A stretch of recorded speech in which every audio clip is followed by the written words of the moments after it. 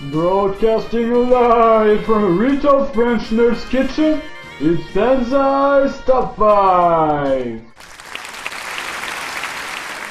Greetings and welcome to Banzai's Top 5, soon to be your favorite show if it's not already the case. Well guys, it's been a long time since we've last met for a Top 5, but it was for a good reason. The subject I want to talk about is so horrible. It took me literally 6 months to find the guts to show it to you. And finally, here is my video about Fist of the North Star.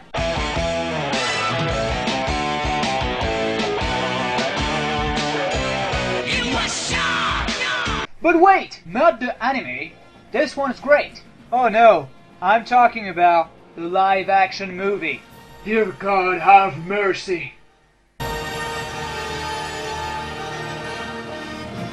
To help you understand what we're in front of, I need to remind you that this movie has been tagged as an official disaster by the well-known site Nanarland, a website trying to track and find la crème de la crème in the terrible movie department.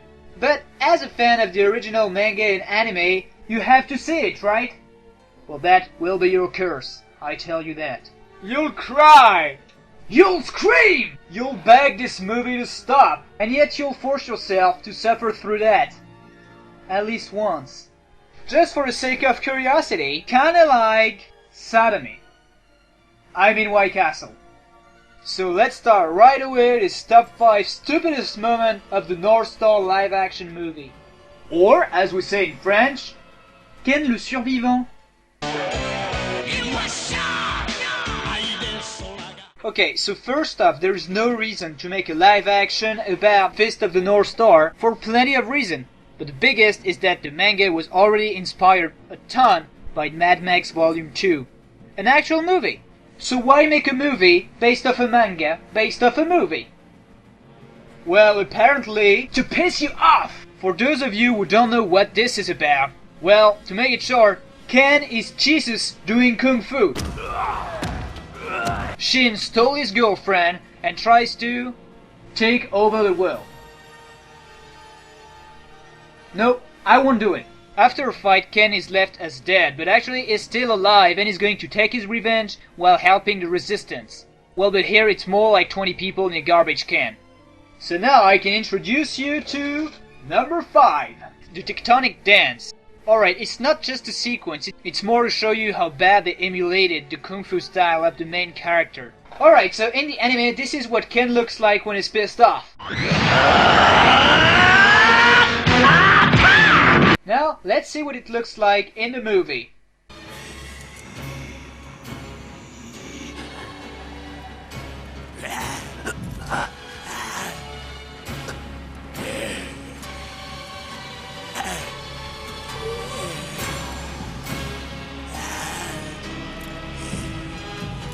Now let's just put some music and light effects.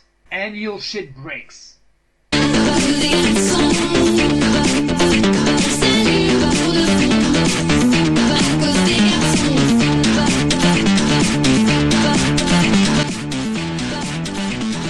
Is he trying to beat them at the dance-off?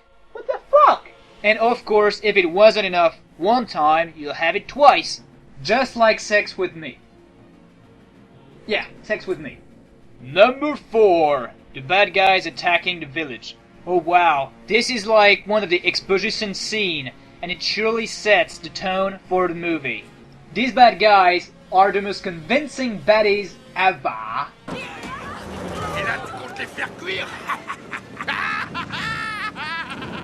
Oh, especially my favorite.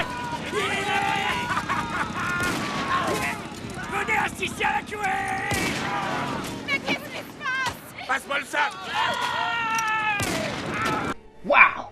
These guys really enjoy being pointlessly violent and killing children. You know, the whole Shin Empire in the book is a reflection of the Nazis, and it comes with a similar flag, etc. But even though Nazis were monsters, I'm not sure they were quite as happy as that.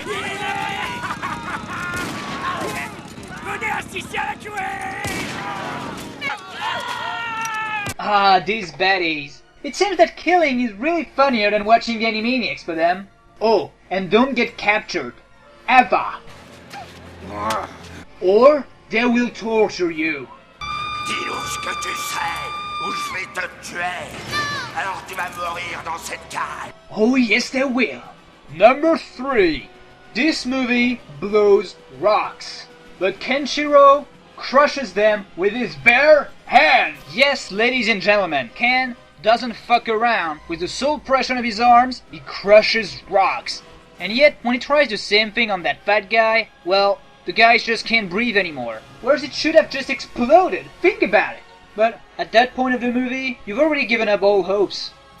Especially when I saw that the only good actor in this movie, Malcolm McDowell, gets killed in the first seconds, never to be seen again. Number 2.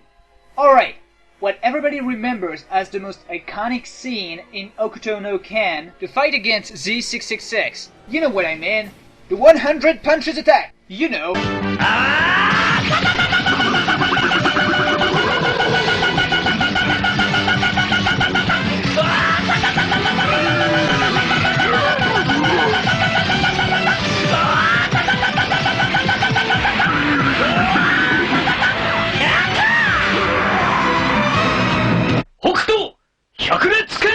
Well, of course it had to be in the movie, and I couldn't wait to see how they did it.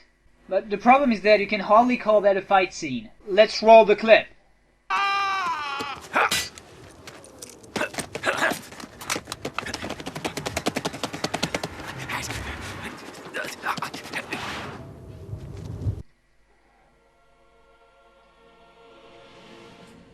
In the name of Kevin Smith, what the hell are you trying to do? At least, the reaction from the bad guy is genuine there, and I'm sure all the viewers had the same expression on their faces. Oh, and how about the exploding bodies in the anime? Well, of course it's censored, my friends. But wait! What kind of money did you have to make the movie anyway? Apparently you had none for the makeup, as his scars looks like pepperoni sticking on its chest. None for the sets either. I mean, wow, beautiful sets. None for the actors, apart from these 5 seconds of Malcolm McDowell. So where did the money go? Well, let's try to see number 1. The Faggy Final Battle. Oh yeah, I'm not afraid of saying it, because this is the gayest costume for a villain I have ever seen. You wanna suckle my zipple?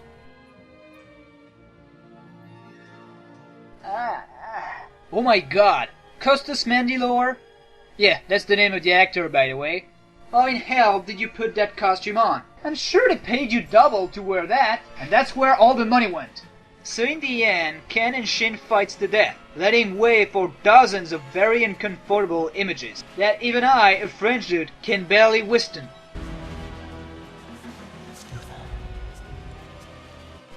I feel unclean. Oh, and of course I have to mention the special effects. Yeah, keep in mind this is not a fan film. We are in a real production, and that's the effect they had in stock. Crazy when you think Angry Joe can produce way more convincing effects. In one word, stupid! And that explains why it's the most retarded moment of the North Star live-action movie. If you haven't tried to watch it, I dare you to sit through this awful intro with just text on it that lasts for about 10 minutes. It sucks, it blows, it eats placenta, it licks men foreskin, and wow, I really have a problem. The fuck is wrong with me? Can I just stop just saying it sucks? Well, you got the idea. Au revoir!